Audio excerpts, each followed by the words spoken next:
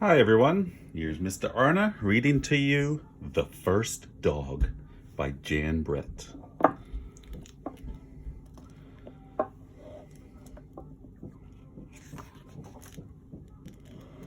The First Dog.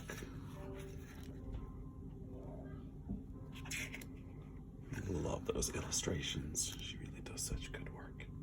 Here we go. Long, long ago, in the great days of the Pleistocene, Kip the cave boy bounded down the trail on his way home. He avoided the aurochs, the cave bears, the megasaurus. He evaded the woolly rhinoceros, the wild horse, and the mighty mammoth. But he was getting tired and hungry and was still a long way from home. He marched on till he saw a great rock. It was a good place to stop and rest.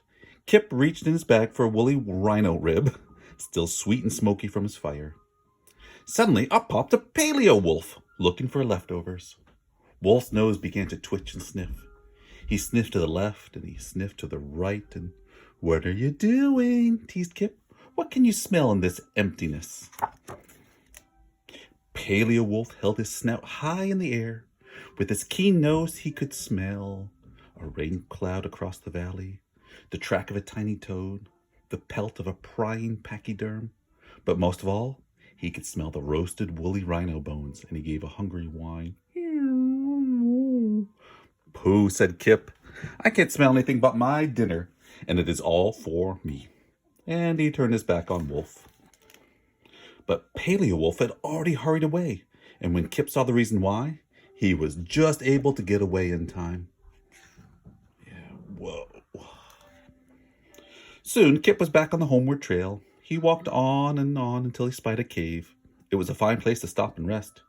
He thought about another rhino rib, still crackly and crunchy from the fire, and up popped Paleo Wolf, looking for leftovers. Wolf's ears began to turn and dip. Yeah, you can see that dipping ear, the one that's kind of going down a bit, dipping. He listened to the left, and he listened to the right. "What are you doing?" mocked Kip, taking a big bite. "What can you hear in this silence?" Well, maybe not so quick to mock. Wolf cocked his head.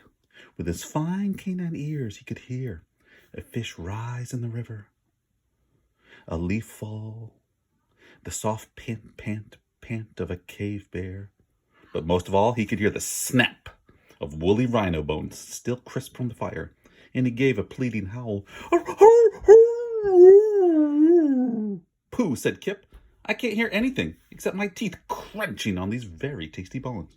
And he threw a clump of moss at Paleo Wolf. Blech. But Paleo Wolf had already hurried away, and when Kip saw the reason why, he was just able to get away in time.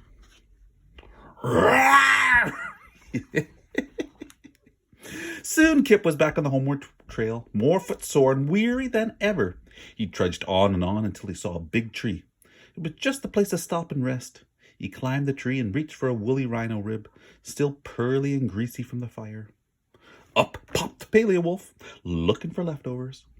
Wolf's eyes began to sparkle and dance. He looked to the left, he looked to the right, and "What are you doing?" jeered Kip. "What can you see in this darkness?" Wolf's eyes glowed. With his sharp eyes, he could see the shimmer of a distant drop of dew, a mouse scurrying far away, a feline sleeping high above. But most of all, he could see a pearly, greasy morsel of rhino bone shining in the moonlight, and he licked his chops. "Pooh," said Kip. "I can't see anything, except of course my roasted, toasted, crispy, crunchy, pearly, greasy, woolly rhino rib. And you won't be tasting that, because I want all to myself." And then Kip yelled, "Shoo!" as loud as he could. The yell resounded up and down the tree. It woke every living thing around. Instantly, Paleo Wolf's nose wrinkled and his ears went back. His eyes narrowed and his tail stood out. He looked so terrible that Kip threw the whole bag of rhino bones down from the tree. "Help yourself, Wolfie!" But Paleo Wolf did not care about the dinner now. His mane bristled and ridged down his back, and a long growl shook from his throat. It was his last warning. Kip opened his eyes very wide. He looked all around, but he could not smell or hear or see anything. He whispered, "What do you know, wise wolf?" But Paleo Wolf was gone. "There's great danger here," thought Kip. "I must disappear too." And he shrank into the leafy branches and made himself very small. Just in time, for high in the tree was the most fearsome of creatures, the saber-toothed cat. She crouched, she snarled, and then she sprang and she hurled past Kip, hidden in the leaves, and pounced on the pile of woolly rhino bones down below. Hey, hurled past Kip. That's that wacky word from the other day. Remember that, guys? She hurled past Kip. Anyway, all that night as he sat in the tree, Kip thought and thought. He shivered over Paley Wolf's last warning. It had not been 1 second too soon. The next morning, Kip climbed down. There was Paley Wolf looking for leftovers. Together they looked at the spot where the bones had been, and they were very gloomy. Finally, Kip made a speech.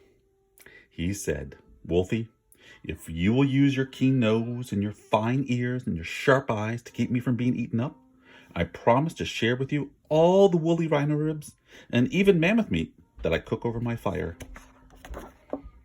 And Paleo Wolf barked, "Woof, woof," meaning yes. Here we go. Yes. And then he wagged his tail, the very first wolf to do so. And when Kip saw that, he cried, "And I will call you Dog," which means one who wags his tail. And Kip the cave boy and the first dog went on home. And that's the story of The First Dog by Jan Brett.